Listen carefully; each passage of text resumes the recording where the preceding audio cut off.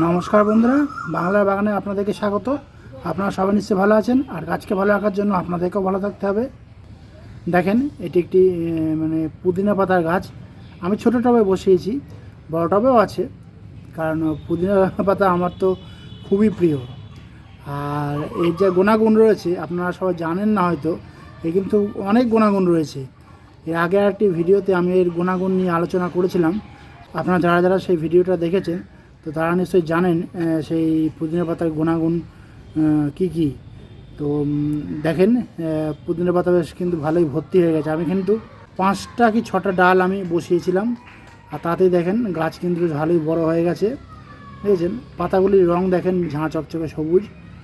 আমি কিন্তু কোনো রাসায়নিক খাবার কিন্তু দিই না, আমি শুধু ওই খোল ভেজানো জল বা গোবর ভেজানো জল বা গোবর গোলা জল যাকে বলে সেটাও দিই। জৈব খাবারগুলো শুধু আমি দিই, বাদাম ফুলটাও দিই মাঝে মাঝে। মাটিটা আমি তৈরি করেছিলাম সম্পূর্ণ জৈব উপায়ে। তো আপনাদের বাড়িতেও নিশ্চয়ই এই পুদিনা পাতা এই গাছ রয়েছে, তো আপনারাও নিশ্চয়ই ভালোই বেশ পুদিনা পাতা ধরাতে পেরেছেন এরকম। তো চিন্তার কোনো কারণ নেই। আর যাদের বাড়িতে গাছ নেই তারা করবেন কি, নার্সারি থেকে যে গ্রো ব্যাগে হয় সেই গ্রো ব্যাগে কিন্তু পুদিনা পাতার গাছ নিয়ে আসবেন। নিয়ে এসে তারপরে আপনারা সেই পুদিনা পাতার গাছ আপনারা বাড়িতে রোপণ করবেন, দেখবেন ভালো হবে দেখবেন। আর যদি কোথা থেকে ডাল সংগ্রহ করতে পারেন তাহলে তো খুবই ভালো হয়। তো টাইটেল আর থাম্বনেল দেখে আপনারা নিশ্চয়ই বুঝতে পেরেছেন যে আমি আজ আপনাদের সঙ্গে কী গাছ পরিচর্যা নিয়ে আলোচনা করতে চলেছি। তো তাহলে চলুন সেই আলোচনার বিষয়ের দিকে তাহলে এবার যাওয়া যাক।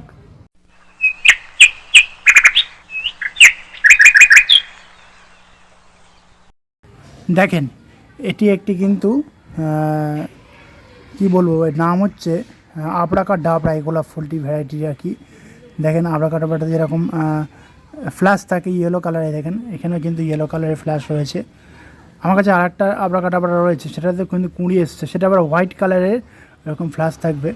তো আমি খুব খুশি হয়েছি, কারণ এই নতুন এই শীতে এই গেল শীতে আর কি আমি বেশ কয়েকটা নতুন ভ্যারাইটির গোলাপ গাছ কিন্তু আমি সংগ্রহ করেছি। তার মধ্যে আবরাকা ডাবরা রয়েছে 2 রকম, ক্যালকাটা 300 রয়েছে, জুবিলি ভ্যারাইটি রয়েছে, আরও 2-1টি ভ্যারাইটি রয়েছে। আপনার নামটা মনে নেই, ট্যাগ দেখতে হবে তারপরে হবে। তো ফুল কিন্তু আমি ধরাতে পেরেছি। গাছগুলি কিনেছি আমি আবার 1 মাস হয়েও গেল। তো আপনাদের বাড়িতেও নিশ্চয়ই এরকম আবরাকা ডাবরা রয়েছে, মিনিয়েচার গোলাপ কিনেছি।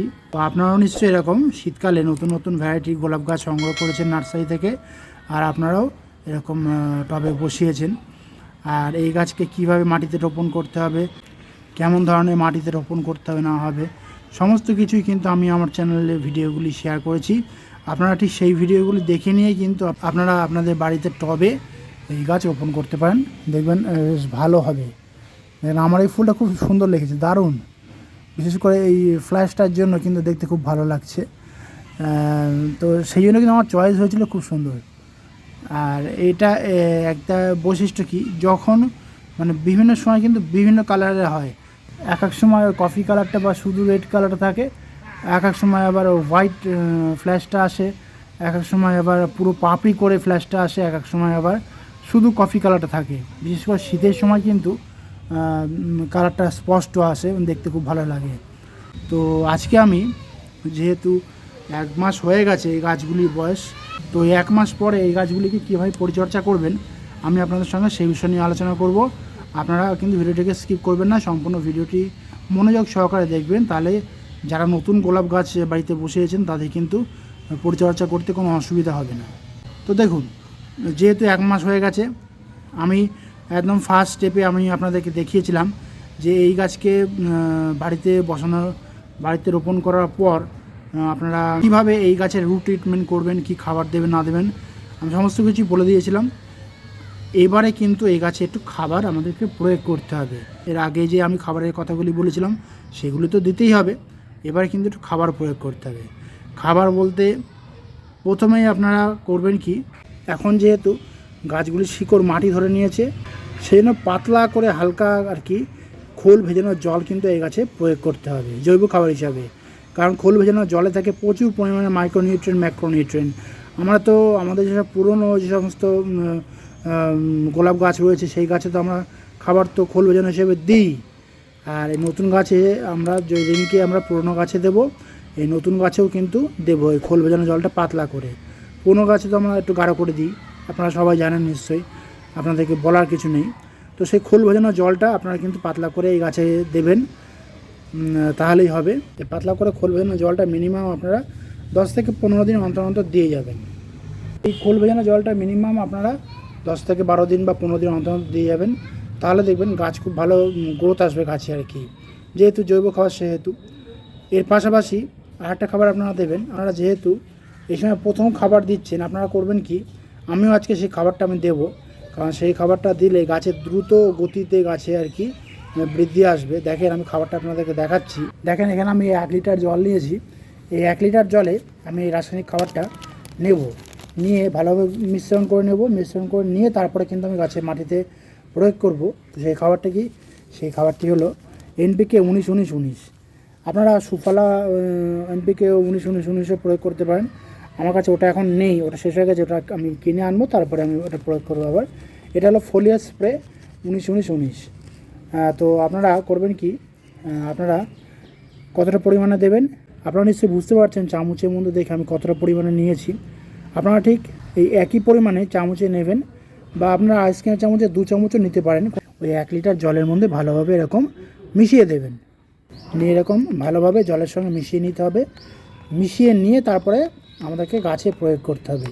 যাদের গাছের বয়স 1 মাস বা 1 মাসের বেশি, তারাই কিন্তু শুধু এই খাবারটা প্রয়োগ করবেন। সদ্য যারা গাছ বসিয়েছেন তারা কিন্তু এই খাবারটা প্রয়োগ করবেন না। দেখেন আমি কিন্তু আমার 2টো টবেই দিয়ে দিলাম।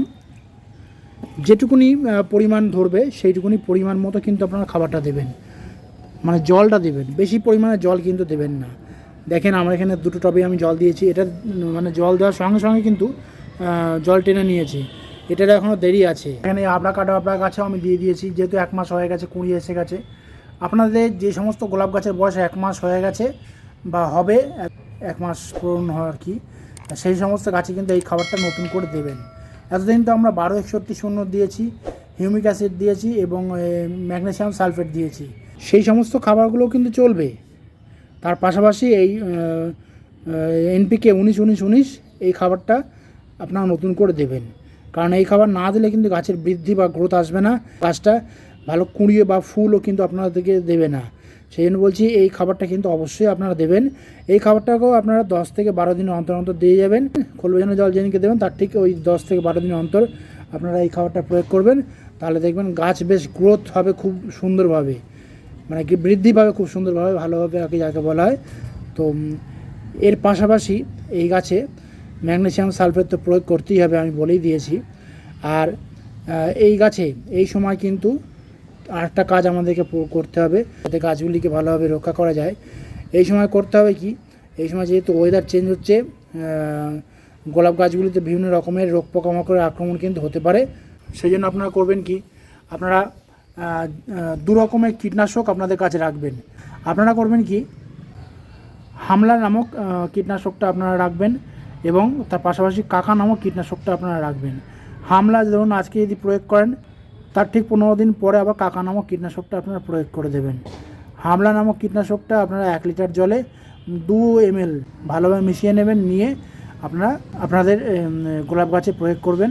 ওই একই পরিমাণে কাকাটা নিয়ে আপনারাও আপনাদের গোলাপ গাছে প্রয়োগ করতে পারেন, তাহলে দেখবেন গাছে কোনো রকমের কীটপতঙ্গের আক্রমণ কিন্তু করতে পারবে না, গাছ থাকবে সুস্থ সবল এবং খুব সুন্দরভাবে বেড়ে উঠবে ধীরে ধীরে। আর যেহেতু এই গাছে ব্লাইন্ড শুট আসে বা পাতা হলুদ হয়ে যায়, আমি সেই নিয়েও কিন্তু ভিডিও আপনাদের সঙ্গে শেয়ার করেছি। আপনারা সেই পদ্ধতিগুলি কিন্তু অবশ্যই মেনে চলবেন, তাহলে দেখবেন আপনাদের কাছেও কিন্তু ব্লাইন্ড শুট হবে না এবং মানে হলুদ পাতাও কিন্তু হবে না।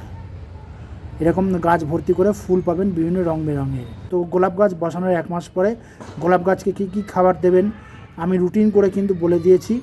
আপনারা ঠিক সেইভাবেই কিন্তু এই গোলাপ গাছে খাবার প্রয়োগ করবেন, তাহলে দেখবেন আপনাদের গোলাপ গাছ সুস্থ থাকবে, কোনো রকমের সমস্যা কিন্তু হবে না এবং দেখবেন আপনারাও খুশি থাকবেন। তো বন্ধুরা আজ এই পর্যন্তই। আর যদি কোনো কমেন্ট থাকে তাহলে কিন্তু বাংলার বাগানকে জানাতে ভুলবেন না, কারণ বাংলার বাগান সবসময় আপনাদের পাশে ছিল, আছে এবং থাকবে। আর আমার এই ভিডিওটি যদি আপনাদের ভালো লাগে তবে লাইক করবেন, গাছপ্রেমী বন্ধুদের মধ্যে শেয়ার করবেন এবং আমার চ্যানেলটিকে সাবস্ক্রাইব করে বেল আইকনটিকে প্রেস করে অল নোটিফিকেশনটিকে প্রেস করে রাখবেন, যাতে নিত্য নতুন ভিডিওগুলি আপনাদের কাছে খুব সহজেই পৌঁছে যেতে পারে।